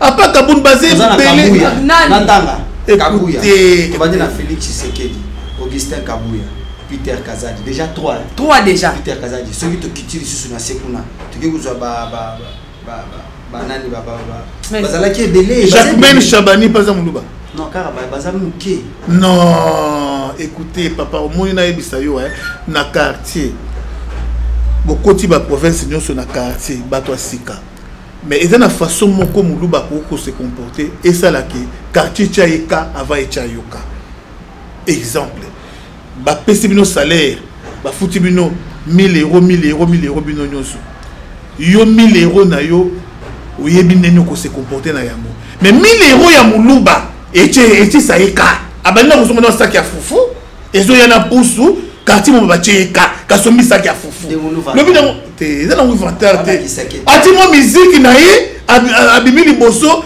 na mulangi na ya basakazo mela na sengle batu ba leka ba Tchaïka kamba na moko vieux akabi mbongo Muluba kabaka akabi mbongo ezali ki ba Tchaïka c'est normal. Ce que vous le quartier, vous c'est Baluba. C'est un quartier à Baluba. Il y a aussi les gens de la province Nyoso. Mais le problème c'est que Bazali comme ça vraiment. C'est ça. Comme ça vraiment. Donc comment kita sans rival Batba Kutuna Balbina Ngai Kituna Boni Bishop Élysée. Franchement nayebi makam na été ndeko na ngati fani mais on a zaki mutu na yo tango ne so la bémission mo bundi combat yango nayebi makambo monani makambo na été asali ba émission ebele oyo ngai sans rival na monate nayebi te parce que na talaka ba émission na été bon ouais nayeba lisusu makambo na été non le problème est que Bishop Élysée en tout cas na vie na nga bana na botama na mona ba tu ya lokoso ya mbongo mais na tikala mona muto lokoso mbongo kwa Bishop Élysée. Oh nandi bino mali ba pasteur Bishop na pasteur ndeko na ngai franchement na niveau ya lokoso ya mbongo wana na domaine nyonso okokambate même na makambo ki bonzambe mbongo o eza destiné na osomba d'instrument et qui est na poche na o ya kolia mbongo o eza destiné peut-être na ko assister ba veuve et qui est na poche na kolia toki na domaine ya ma politique mbongo oyo eza destiné na kofuta ba fonctionnaire eke banzela musu mbongo oyo eza destiné c'est ça la vie de Bishop Élysée, c'est ce qui est mal oyo la ke to welela mbongo te mais na pona zela na nga parce que oyo no Bishop Élysée salaka eletaka sans Ivan na mapeka ça il va le monde moto memela biso ça il va le monde moto memela biso donc ba combattant ya partout dans le monde na batu no sans Ivan moni ba musu ba lo ba keza je na bango ya vie na bango ya ndenge na bango a comme ko pakolanga bo soto na salité oyo j'ai préféré me blanchir na ke na ngam ngai ye ake na ngam na ye ah yo ke na ngam na pe na ngam na mais ngam na onde mto e gagner siko hein pour ngam Bishop Élysée e gagner te ngam ne gagner yango oyena Kinshasa lelo to lobby ba pe 600 rival poste à ministre est-ce que obo ça na Bishop Élysée son rival na linga batu nyonso na linga batu nyonso Bishop Élysée c'est le système a fourmi on na problème ya nazo senga ko tout petit na nga place ozali sala nyonso Bishop Élysée ozogo yeno na kini parce que na petit na oh nazo lo basi na pe ce message Bishop za petit na oh na pe ce message petit na nga mulolo place ozali yaka au moni pouvoir ya Félix ndenge za maboko pembe donc alingi mutu nyonso donc azana haine rankini ya mutu te yaka na yo espace na yo ezali place na yo ezali donc tu ne seras pas inquiété même sécurité na yo ekozala vraiment bato bakoya kozo na aéroport petit nanga nzela oyo poni eza nzela ya mabe mais pour votre information Bishop Élysée déjà na Bokechu bazo benga trop ya ba benga na bazo benga bato so lingi na tangi lokomora tanga bazo benga bato po baluka espace bazonga ba récupérer na bango masolo parce que bango ne bazabo bazaki na moi salaire na bango muke ba nofuta moi pa Moïse Katumbi pese bango mission ya ba fingaka Félix ba déstabiliser UDPS à un certain moment ba semer na tribalisme pour Fayulu abimi iloko o esali ki ebimisa Fayulu kombo yokama base nango ne IDPS kelami na makila ya baluba et puis na ndenge ya état de droit vraiment ya ko réclamer justice na ndenge babomaki bato ndenge Fayulu bali babimisaye base fondement ya Fayulu c'est le tribalisme alors ba charger qui Bishop Élysée ba charger qui au monsieur Équateur wana moto suédé et puis awa ba Daniel Safou heureusement mon frère respect on est ensemble petit nanga collégien alors honorable quand même honorable non c'est le moment que mboka toluka to bomsa état de droit aza député honorable à siéger honorable bozane sundenge makote honorable je ne refuse pas mais ngana zo benga ye petit nanga Daniel Safou na ndenge toyebani papa Mobutu ndenge aza président azalaka président na ki président na ye mais na ndako epa ya mama na ye aza mwana epa ya yaya na ye aza leki c'est ça Félix Joseph Kabila leki na ye excellence monsieur le président de la République c'est-à-dire awa pe oki ko benga Daniel Safuton de Félix na Kabila bazalaki na relation mon côté amitié ou ya fraternité ou quoi que ce soit mais batu oyo ngana zoloba oyo baza batu na ngakati tangu Daniel Safuza wana aoseka ala komomo wa benga ngai obino boyebi ya moté ngana komomo na benga edani kula bino boyebi ya moté amu na ngakati mbote sikaza mais on a vu pourquoi le mot c'est la Bokechu Makamu na Bishop Élysée na cosité je vous dis je le jure parce que biso au moins ba jana bo salara mingi ya ko sela ba makapo initier na parti na pour Bokechu ningaza nana ko wa yambo ake no benga poste na modèle azo telemela makambo Bokechu abengi pona azwa poste te pona zo mona poste ba ko pesa Bokechu te et tous à la série ata yo moko non tout côté na gouvernement il y a méritocratie s'il vous plaît on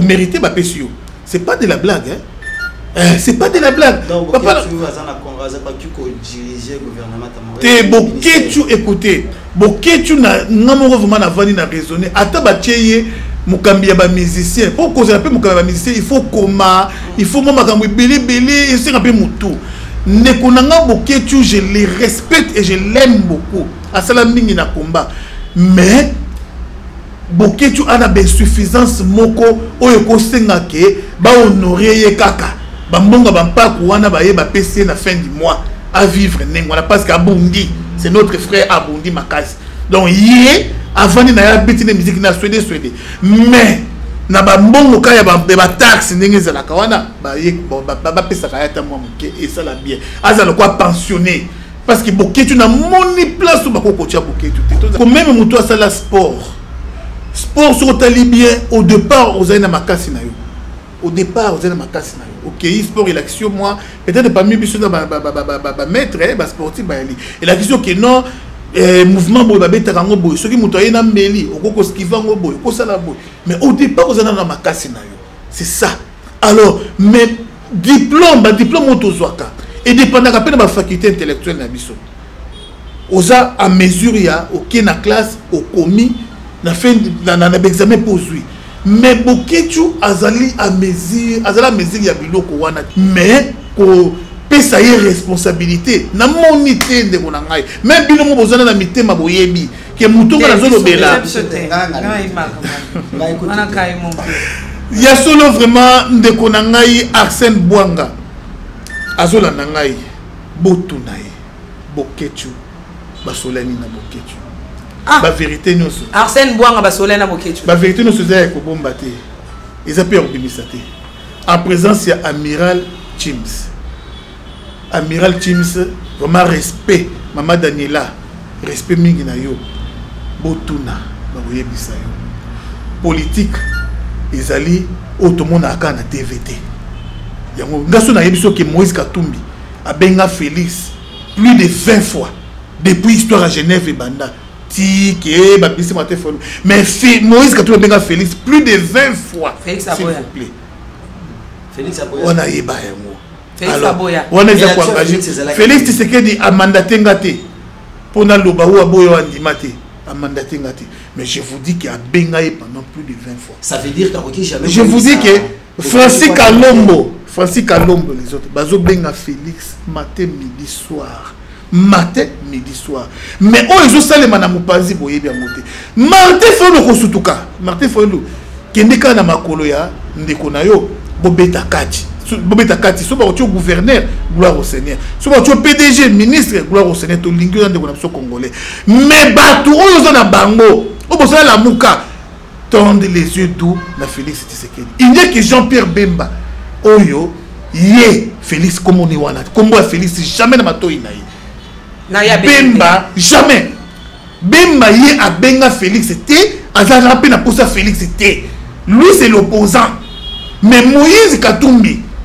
bato la muka baba Kyungu baba Salomo Sikatela bas Francis Kalombo matin midi soir de konanga il tendent les yeux doux na Félix Tshisekedi yoza famille yobo azo solana ba conseiller ya Félix ça je vous dis la vérité ndeko oyo ya Suède il appelle matin midi so bolanda te parce que Moïse Katumbi azo futane sous bangote amisa de sumbongo pona bangote dans sa faute senga pardon honorable yongi comme honorable wana et le mona na mope lo côté bakisa non mutu so ko benga honorable azo finga honorable to fina yo honorable non et on voit des accords signés à respecter alors bandeko nanga Moïse Katumbi azo pesa apesa sumbongo te responsable ya ensemble ya Moïse Katumbi en Afrique du Sud ayel lelo na Kinshasa il m'a appelé ayakuta na Félix babeta masolo ya kati fallait na landa na aéroport na ça na interview mais bino ne bozinga tant awa alors je vous dis que kana mingi te oyoka bino moko ke ensemble elongwe na la muka kana mingi te et tant ensemble ko la muka pe kufi po mbemba abisa kata $100 a pambo te na ensemble na makama la muka wana même campagne ya Fayulu ata $100 a pambo mbemba abimisa na yete vrai kinois yanke kodo yanke ya bayanke mbemba bato bele basala économie so sala économie limbisa ngai économie c'est pas bimisa mbongo ya facilité hein azui mbongo abimisi ya petete mbongo nous c'est kika Moïse Katumbi zo ko bimisa na ba partenaire na bango misusu o basidaka ba contrat o baza déçu les belges les français les restes wana ba déçu mais États-Unis beti bango ba la likolo ba comprendre te balali mais bakomi kozongela on a ba corrompre même bato ko corrompre te même en média mususu oyo tous ko respecter toujours respecter batie les naziréens awa batie TV5 ce qui est TV5 hein TV5 na ba RFI Les Nazaréens étaient le matin. Les Nazaréens bima ghetto. Bati sans rival awa. Bati TV5 on a Al Jazeera on a sans rival bima ghetto. Mais corrompre bango na mbongo. Baza sous crédibilité. Monde a préféré dans les Nazaréens. Maman n'a dit la vérité ça straight boy. Mais bato on a lambonga Moïse. Liambonga Moïse. Martin Fayulu le plus populaire. Martin Fayulu c'est Martin Fayulu lokuta dans lokuta. Lokuta dans lokuta. Vous imaginez que c'est le même montage. Il y a Martin Fayulu qui est campagne. Bato bayambi 300 mais comme si bango et tout qui combien de millions. Montage. La vidéo na télévision to kota la ndenge ezala ki Martin Fayulu ba memi na chiko ezala liso. Papa na ngai. Bazo ba play mususu ya papa Etienne Tshisekedi. Ba nexemo na Martin Fayulu. Vraiment, ceux qui ont la dit sans rival, ça c'est sans rival avec lui, c'est comme ça. Tozo qui t'en a vrai ou faux hein. OK. Tozo qui t'en a vrai ou faux. Coutume na biso. Coutume na biso, tozo ngana na régie, tozo élément moko, le temps que sans rival a soufflé et puis tozo zongi na vrai ou faux. Non, ya ba kiti na ba mesa. Ah. Atanya ukondoko. Na mona yo. Chayo na mwamba. La minute on a 4 à peine 4 à 5 à vous. Oui, alors est-ce que tu bonjour. Boni. Et l'autre côté, et puis qu'il y a mon bureau à travailler tes micros. Donc dès que tu as un galère à niveau 0. Tout ça là boy. Moi il n'a pas un bon vraiment mingité. Mais n'a pas chez la bino moi mon kio n'a pas un agence mon boy Nazareta. Carita qui dit sérieux. Oh. Maman, comment est bon donc yo pesa au fouti mbongo kuna partir à poto biso to ya to jibilo. Na bengi ya Scotty. Agence moi ifungami comme na Nazareth. Na kufie. Agence lisusu. Ndeke sansu mulongo kuna. Pour cela susu. Kuna eza mamba mulongo te. Yesi afuti mbongo kuna partir à poto biso tozo ke ko récupérer biloko oli. Atika boyiko. Yiso mona makama bongo na monte. Bat papa si mbongo kuna biloko récupérer biloko oli na agence. Ezalaka. Mais moi bandi. Maman, les qui n'ont pas eu singaï, mais n'ont limité. N'a l'ingénieur mona qui mon ambesso, Poli Kambaboé, n'a monde dans les salamate. Maman, yebi sangaï. Bah pesi mbongo kuna, biso to récupérer bloc au lia awa. Il y a solo boutique Nazareta, ezali boutique où ezali à distribution de produits alimentaires. Ah! Nakali poto sunga, bandeko oyo. Même ba oyo baza na peu de ressources comme on a été bandé colon baza à niveau Kinshasa même avec un petit rien. Donc à partir à $10, $15. Donc si on a un bon côté, nous devons na pota ko sunkayo a ozika biloko kolia. Eh maman Nazareth nzamba pambola ya ba se mikole belé awa na sena mokili. Et bongo awa tozawa poto yeba adresse awa. La boutique Nazareth a été ici à Kubungate, toza sur avenue Monkoto numéro 1, direction Elengesa. Face à face na église catholique Saint-Vincent. Ah, direction Elengesa, Monkoto numéro 1, à face à l'église catholique Saint-Vincent. Ah, Saint-Vincent d'école. Bon numéro de téléphone, vous avez monté déjà, vous avez on a 3 numéros pour Paris, vous avez un numéro pour la Suisse, vous avez un numéro pour la Suède. Ah! Non. Nazareta. Nous allons la Congo Sili. Julia, ngana kangisa kia fufu. Ya modé, yo bandika na fufu. Oui, pour la Nazareta, tu as un système en bimbi, dans Bongo Shingo. Bon, ok. Vous allez Silio. Qui dit sérieux. Merci beaucoup, nous sommes de retour sur ce plateau. Allez-y comprendre que sans rival à Zanana, toujours quand on a vrai ou faux, mais sans rival aux Zanana, aux Afrique du Sud, Mukolo, ni. J'ai une famille en Afrique du Sud.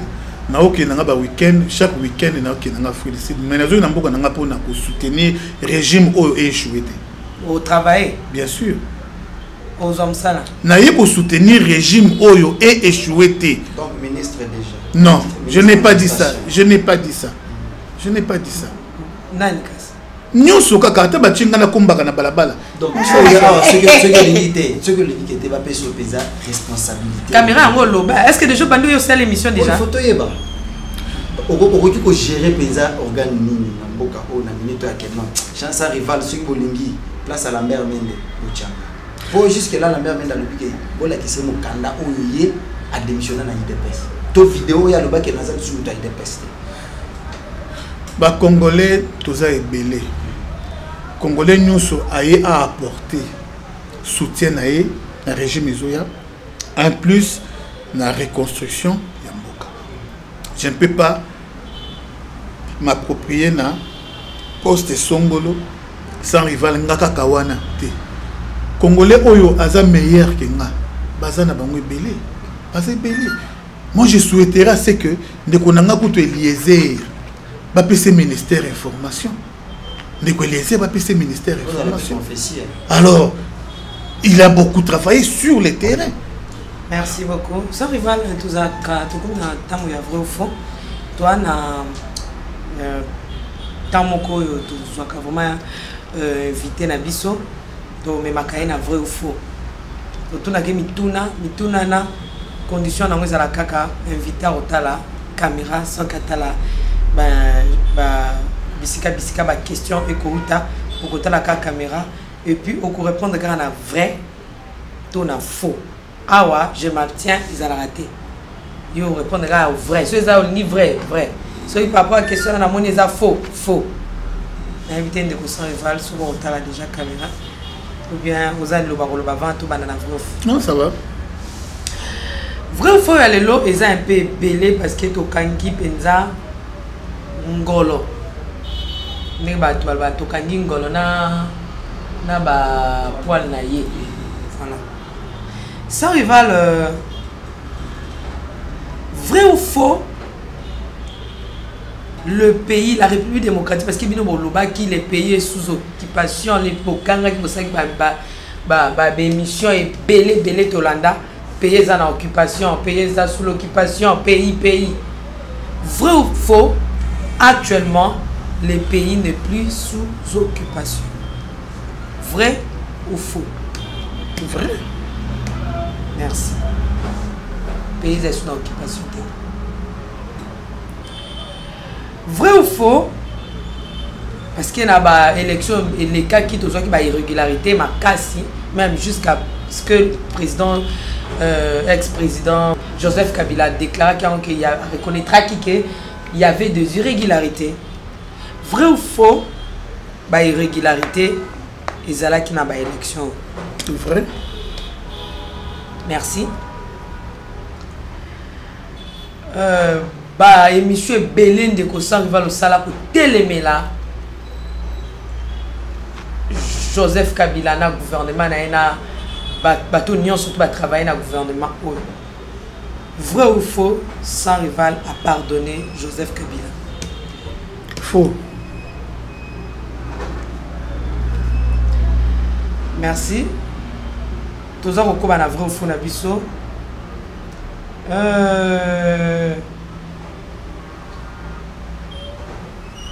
Vrai ou faux, les lots qui n'attendent pas laisser les morts enterrer leurs morts, les vivants entre eux, et belé à bateau batangi sa makina avant pour la mokro tokotanga ndeko aussi chimanga bisika zali ako sepela na bisiko tokomi pe bota na pe bako sepela na bisika otokomi le peuple a gagné. Vrai ou faux? Vrai. Comment on a banza tout ça vrai ou faux na biso la question oyo mais tu repères ça ndeko ça va manga. Vrai ou faux?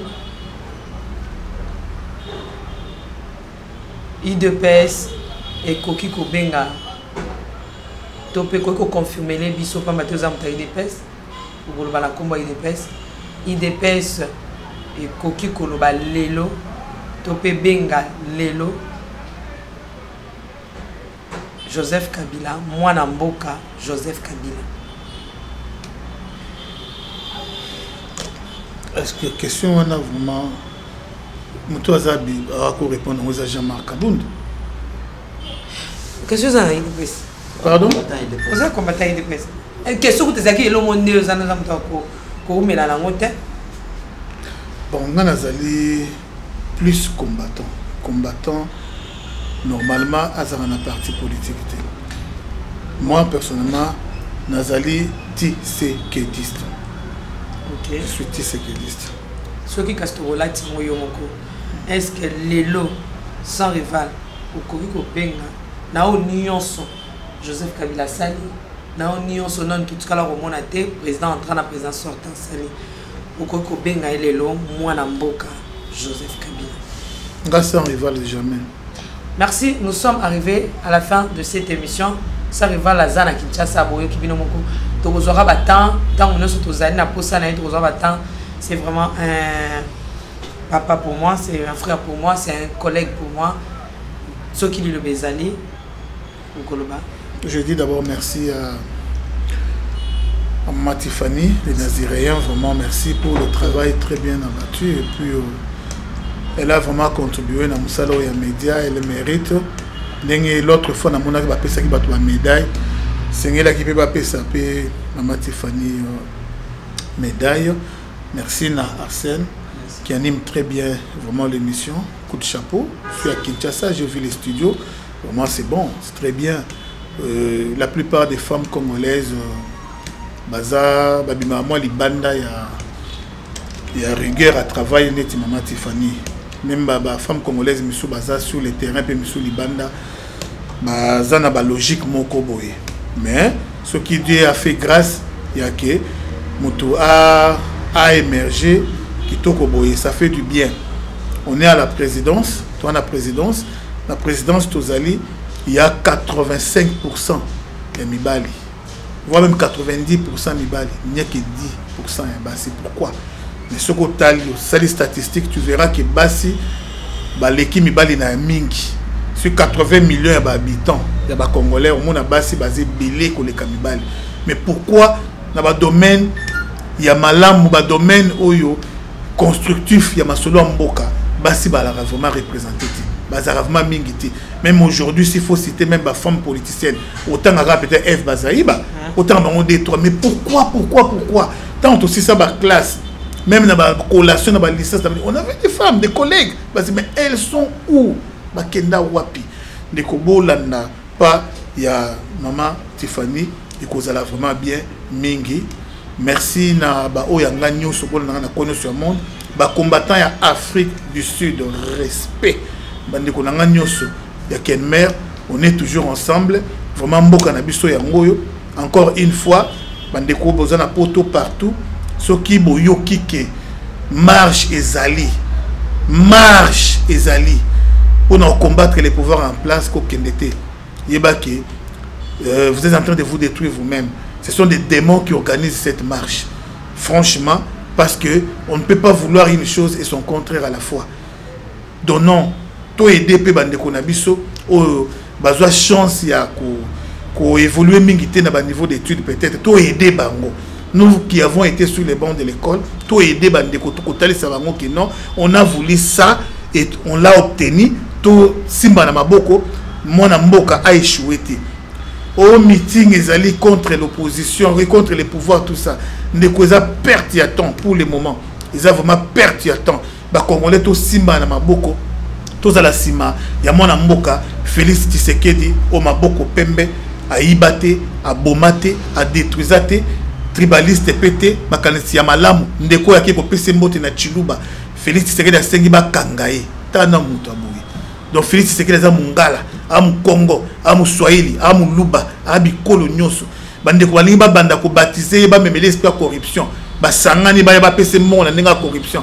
Abengana bango, boki no futa ba travailler na tala, c'est l'homme qu'il faut. Nathan o to zaleli o bande ko nanga, c'est du jamais vu et du jamais entendu depuis que les Congo et Congo 4 présidents vraiment basala ya ngote et le 5e président kasi yewana professeur ki mbangu ba kosa biso trop bana kin bana poto kweno sur monde kasi Congo ebongi zelaka na mkola lelo yaka ne prochaine romona obosa na Congo kasi ke oza na France obosa na Congo kasi kwa na Belgique yaka mais pe koma na niveau wana yaka na oyo oza nango to sangisa mayele to tonga mboka kitoko ba diaspora o baye diaspora no soyez na projet à construction d'un pays na poche na ye kitoko makasi. Alors vraiment encore une fois merci na média Medina Rosa Loza Chibiji, merci vraiment na bino sobolandi na petit na bicho pédisé mbote na yo mbote na ndeko na mungala oya swede tozo zela bino boya ebele côté ko sala bien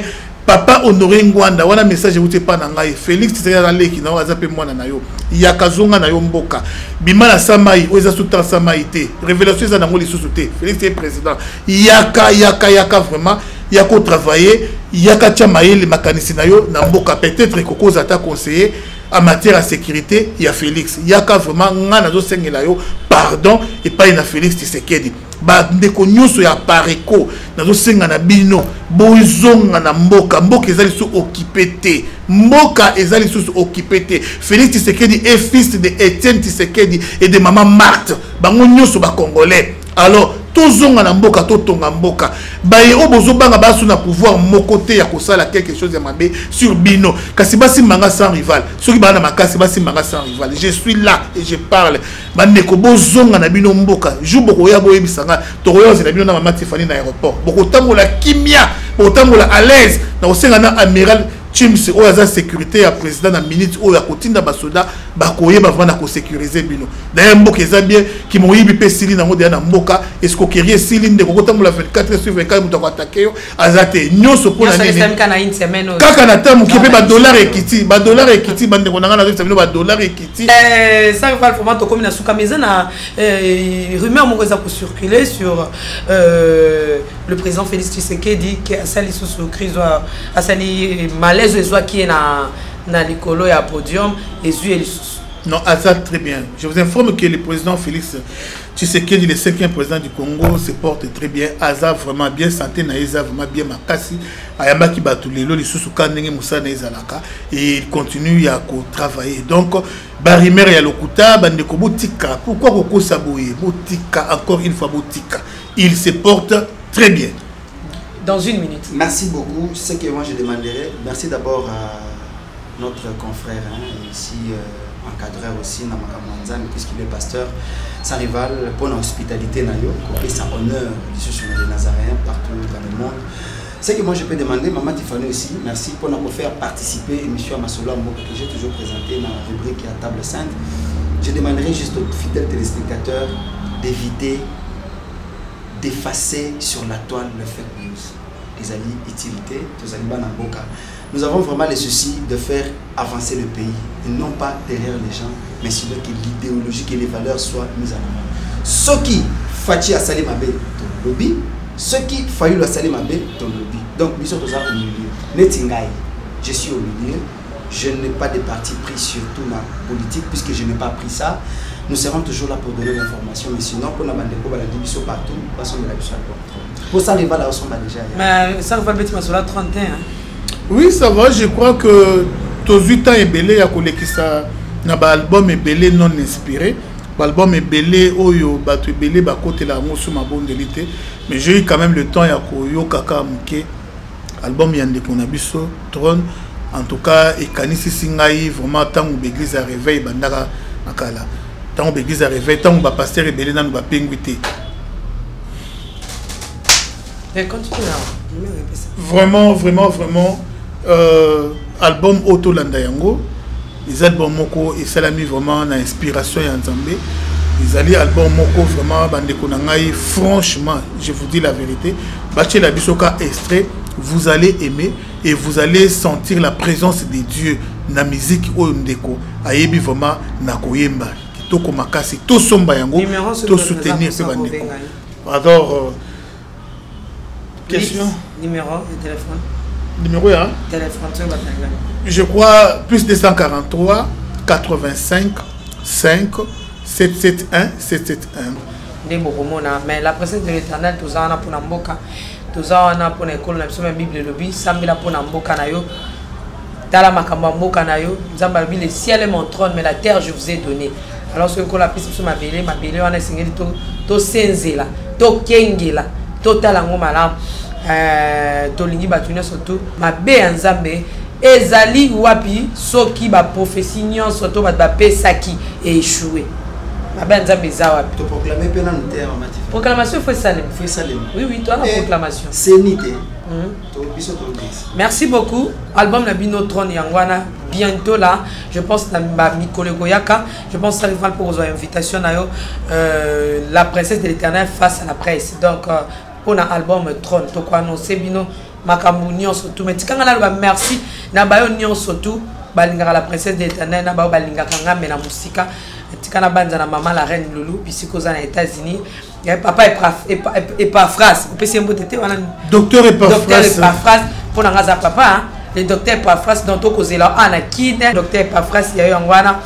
Bande konyon surtout ya diaspora to lingi bino mingi tika to lobelape maman Foura depuis États-Unis ba big salutation maman nangai ndeko nangai Marlène Mouy depuis Afrique du Sud. Na romoni ko lancer ngaka ba message nyo surtout ya président Félix Tshisekedi en tout cas ko koma bande ko tout Afrique du Sud na invité presque tout Afrique du Sud au pessimino bena ba big salutation tika to lobela Neka depuis les États-Unis to lobela Nathalie Moussibou depuis la Belgique to lingi bino Nyon surtout na maman Betty maman Marie-Claire Karawa na France bande ko France mapendo yangu na batoto ya France iko na kogumente iko na panda iko na nature bazalani na ya bakiti na ba mesa atanya ukondoko na mona yo na chayo na mwamba na minito na kata pena katikata saka fufu. Oui, allô est-ce que tu bonjour Boni et le côté et puis qu'il y a mon bureau à travailler tes micros donc dès aux ans on a galère na niveau 0 tout ça la boy ngai naza na mbongo vraiment mingi te mais nazochela bino mo mukio naza nango na agence moko boye Nazareta. Caritas c'est du sérieux.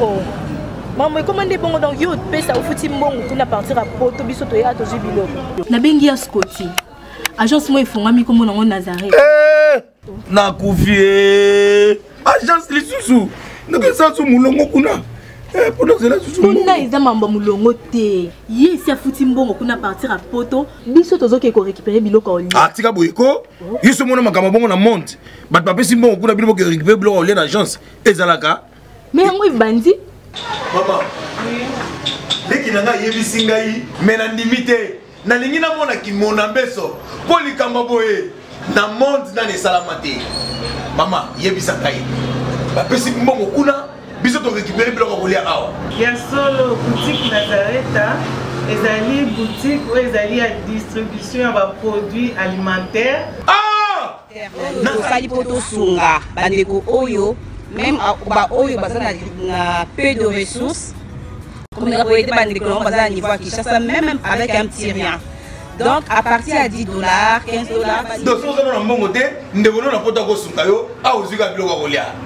Eh maman Nazareta nzamba pambola ya bakise mikole belé awa na sena mokili et bongo awa tozawa poto yeba adresse awa la boutique Nazareta eza esika ya kobunga te toza sur avenue Monkoto numéro 1 direction Elengesa face à face na église catholique Saint-Vincent. Direction Elengesa Monkoto numéro 1 à face à église catholique Saint-Vincent d'école. Bon numéro de téléphone, vous avez monté déjà vous avez nango, vous avez 3 numéros pour Paris, vous avez un numéro pour la Suisse, vous avez un numéro pour la Suède. Non. Nazareta. Nous allons la Congo Sili. Julia, nous allons kangisa kia fufu. Eh, ya modé, yo bandika na fufu. Oui, pour la Nazareta, tu as un système en bimbi, dans Bongo Shingo. Bon, ok. Vous allez sérieux. Caritas c'est du sérieux. Aza mwana moto te po akosangai abongwani pete po awangana Nzambe ya le Nazarien